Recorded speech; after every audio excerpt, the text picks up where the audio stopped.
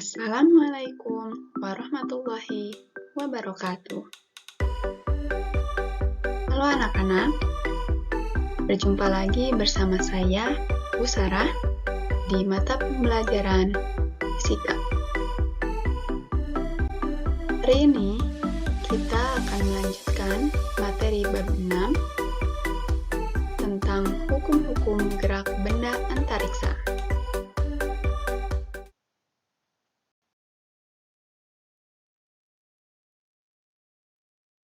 Adapun bahasan materi yang akan kita bahas hari ini adalah poin kedua dan ketiga, yaitu penggunaan hukum gravitasi Newton serta hukum Kepler.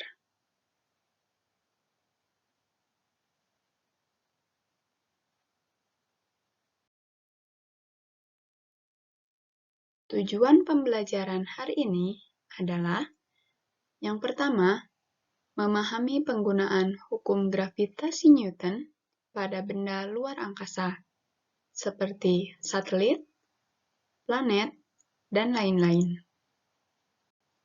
Yang kedua, menjelaskan hukum 1, 2, dan 3 Kepler. Dan yang ketiga, menjelaskan fenomena-fenomena yang terjadi akibat adanya hukum pertama, kedua, dan ketiga Kepler.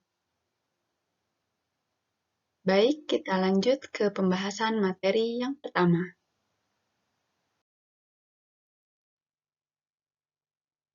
Penggunaan hukum gravitasi Newton. Hukum gravitasi Newton yang sudah kita pelajari sebelumnya dapat digunakan untuk menghitung kecepatan benda langit, seperti satelit maupun planet. Kemudian, hukum gravitasi Newton juga dapat kita gunakan untuk menghitung massa bumi, tanpa perlu kita mengukur diameter dari bumi secara konvensional.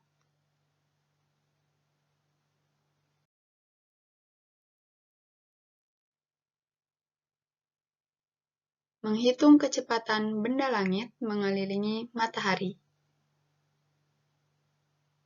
Seperti yang kita ketahui, bahwa matahari merupakan pusat dari tata surya, atau benda-benda yang ada di luar angkasa mengelilingi matahari.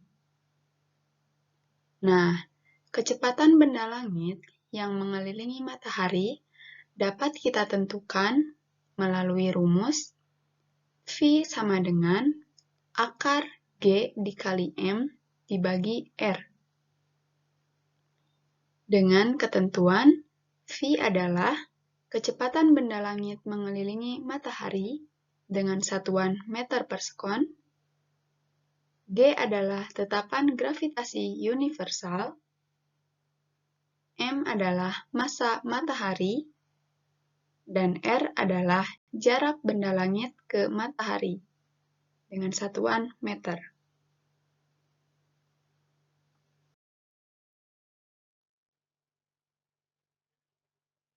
Dengan menggunakan hukum gravitasi Newton, kita juga bisa menghitung kecepatan lepas. Nah, kecepatan lepas ini adalah kecepatan minimum suatu benda agar saat benda tersebut dilemparkan ke atas, tidak akan kembali lagi. Contoh penerapan kecepatan lepas ini dimanfaatkan untuk menempatkan satelit pada orbit buatan atau pesawat luar angkasa. Besarnya kecepatan lepas yang diperlukan oleh suatu benda sangat erat kaitannya dengan energi potensial gravitasi yang dialami oleh benda tersebut. Besar kecepatan lepas dirumuskan dengan V1 sama dengan akar 2 dikali G dikali M dibagi R, dengan ketentuan masih sama seperti materi sebelumnya. Kemudian, kecepatan lepas atau V1 ini tidak tergantung pada massa benda. Namun, untuk mempercepat benda sampai mencapai kecepatan lepas, diperlukan energi yang sangat besar, dan tentunya bergantung pada massa benda yang ditembakkan. Nah, apabila kecepatan lepas suatu benda tidak mencapai kecepatan minimum, maka kemungkinan besar benda, contohnya seperti satelit, akan kembali jatuh ke permukaan bumi atau gagal mencapai orbitnya.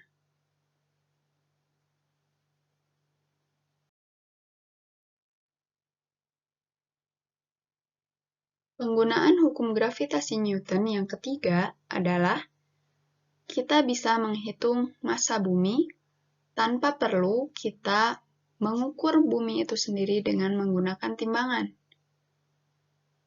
Caranya, kita bisa menggunakan nilai G atau tetapan gravitasi minimum. Kemudian, kita anggap massa bumi adalah M dan jari-jari bumi adalah R dengan nilainya 6,37 dikali 10 pangkat 6 meter. Rumus untuk menghitung massa bumi adalah M sama dengan G0 dikali R kuadrat dibagi G. Kita substitusikan nilai yang sudah kita ketahui, sehingga diperoleh massa dari bumi adalah 5,96 dikali 10 pangkat 24 kg.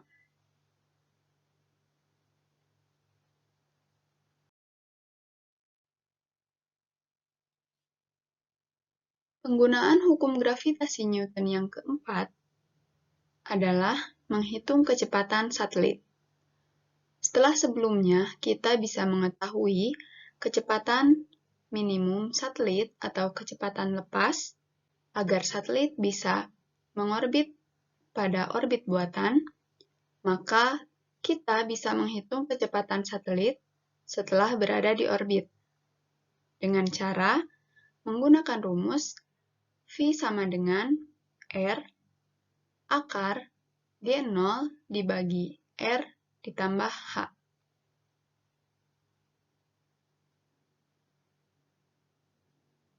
Untuk lebih lengkapnya, kalian bisa lihat materi ini di LKS halaman 12.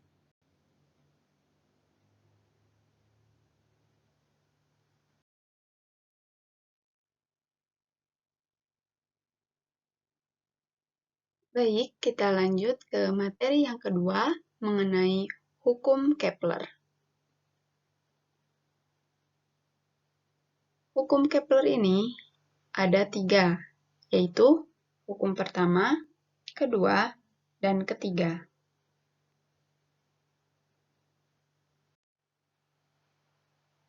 Hukum Kepler ditemukan oleh seorang matematikawan yang juga merupakan seorang astronom Jerman yang bernama Johannes Kepler. Penemuannya didasari oleh data yang diamati oleh Tycho Brahe, seorang astronom terkenal dari Denmark.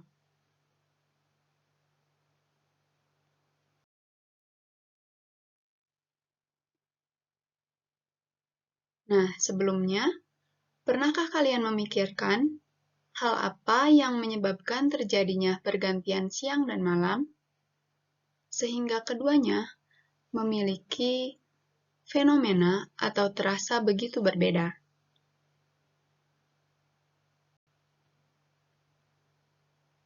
Jawabannya bisa kalian temukan pada hukum Kepler ini.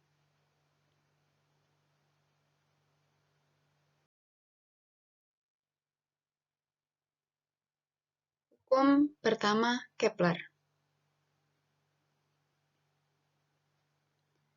Bunyi hukum pertama Kepler adalah setiap planet bergerak mengelilingi matahari dalam lintasan berbentuk elips, dan matahari terletak pada satu titik fokus elips.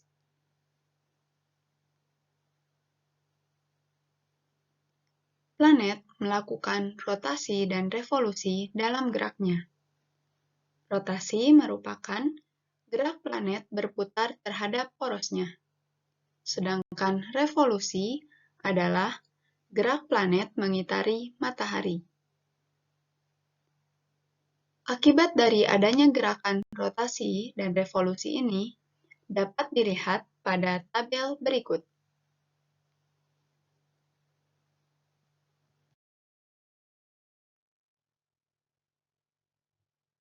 Peristiwa akibat adanya gerak rotasi dan revolusi planet. Akibat adanya gerak rotasi,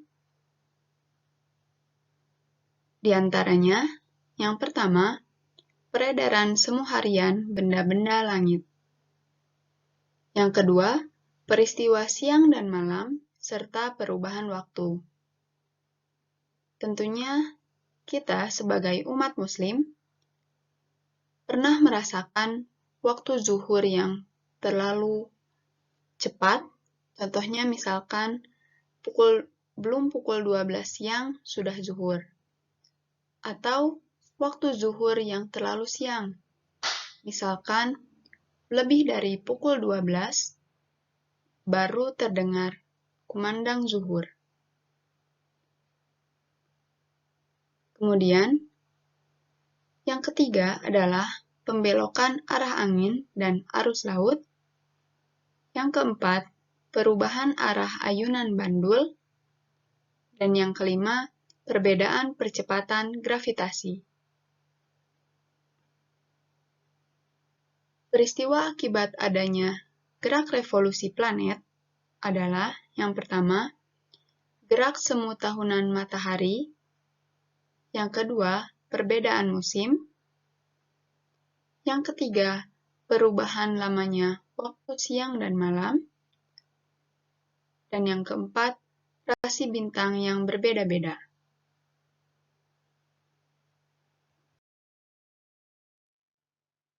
Lanjut, kita menuju hukum 2 Kepler. Bunyi dari hukum kedua Kepler ini adalah setiap planet bergerak sehingga suatu garis khayal yang ditarik dari matahari ke planet mencakup daerah dengan luas dan waktu yang sama. Hukum kedua Kepler ini menjelaskan bahwa kecepatan orbit suatu planet akan lebih lambat ketika planet berada pada titik terjauh dari matahari. Berdasarkan ilustrasi di samping, bisa kita lihat suatu planet akan lebih lambat ketika planet berada pada titik terjauh, yaitu titik di sebelah kanan. Dan kecepatan orbit suatu planet akan lebih cepat ketika berada pada titik terdekat dari matahari atau titik di sebelah kiri dari matahari.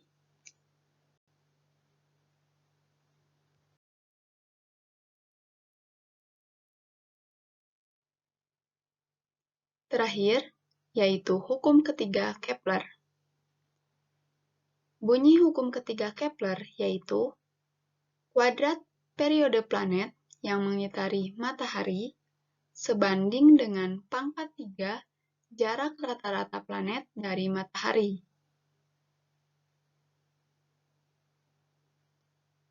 Hukum ini menjelaskan periode revolusi planet-planet yang mengelilingi matahari.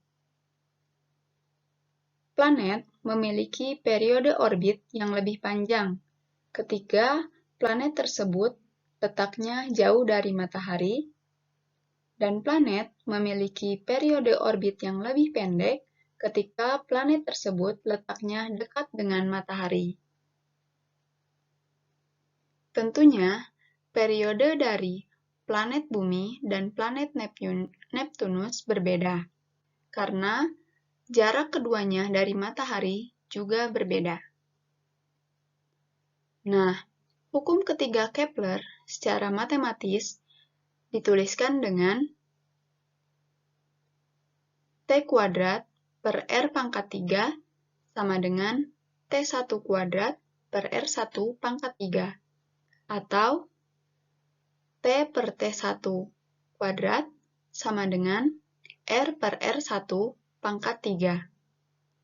Dengan ketentuan, T sama dengan periode planet pertama, T1 adalah periode planet kedua, R adalah jarak planet pertama dengan matahari, dan R1 adalah jarak planet kedua dengan matahari. Untuk lebih memahami hukum ketiga Kepler ini, kita bahas contoh soal selanjutnya.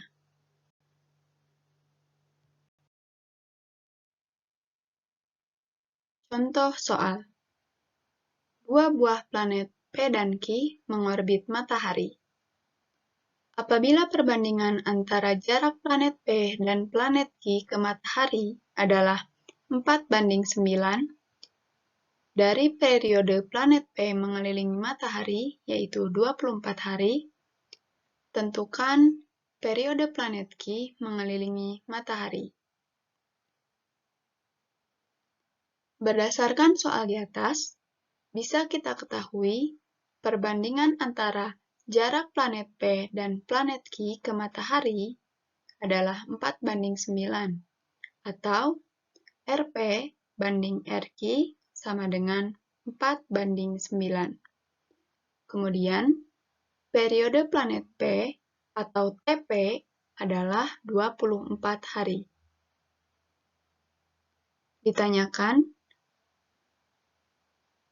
Yang ditanyakan dari soal di atas adalah periode planet Q atau TQ. Jawab, berdasarkan rumus hukum ketiga Kepler, bisa kita cari periode dari planet Q. Persamaannya adalah TQ per TP kuadrat sama dengan RQ per RP pangkat 3. Kita substitusikan nilai dari TP, RQ, dan RP, sehingga kita dapatkan persamaan yang kedua. Setelah semua bagian dikuadratkan dan dipangkat 3-kan, maka kita akan mendapatkan nilai dari persamaan yang ketiga. Kemudian, kita bisa kali silang.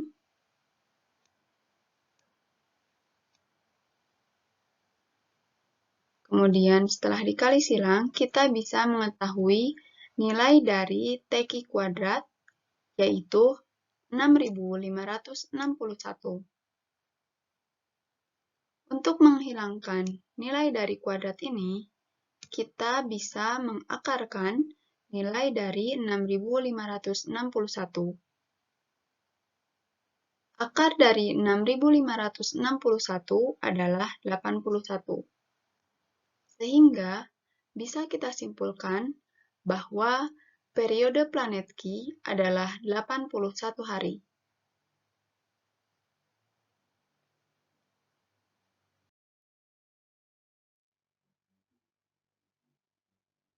Kesimpulan dari pertemuan ini adalah, yang pertama, penggunaan hukum gravitasi Newton bisa kita gunakan untuk mengetahui kecepatan suatu benda di luar angkasa, contohnya seperti satelit. Dan juga bisa kita ketahui untuk mengukur massa bumi. Kemudian, hukum Kepler itu ada 3, yaitu hukum pertama, hukum kedua, dan hukum ketiga. Terima kasih atas perhatiannya. Mohon maaf apabila terdapat kesalahan dalam penyampaian. Wabillahi taufiq wal hidayah. Wassalamualaikum warahmatullahi wabarakatuh. Sampai jumpa di pertemuan berikutnya.